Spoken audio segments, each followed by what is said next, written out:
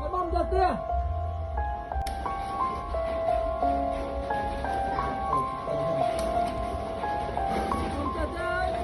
Trộm nó cái hao rồi.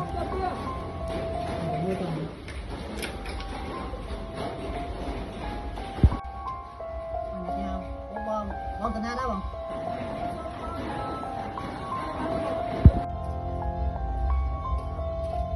Bạn bom bạn ấy bom ra nha bom. Bom bạn trên nhung nó ngay bom nhung to các bom hello ta bom chụp.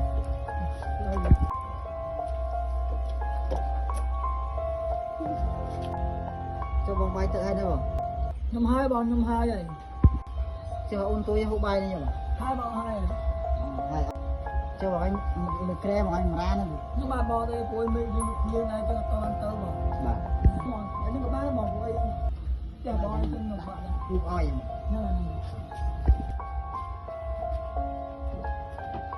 Bay bạch ra bán bò bạch ra bán này. Bạch ra bán bò nhưng bán của anh lúc sau này.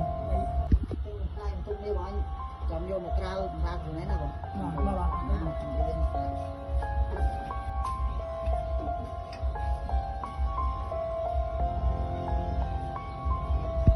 Chả mạnh vô đấy ở đi ăn mình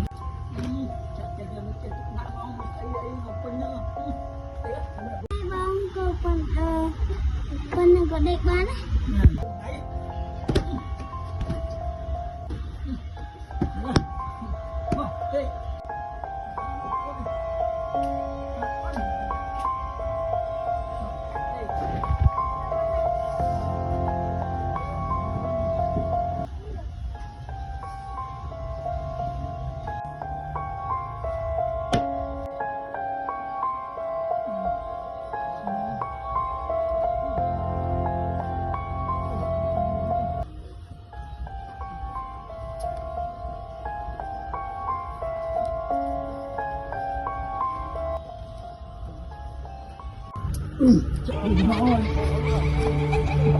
nói với mình bố mày em được nó đấy mưa ấy đó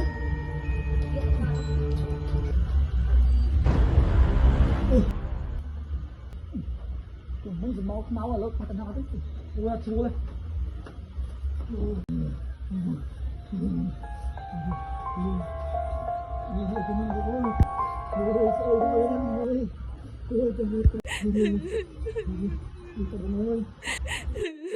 Ôi,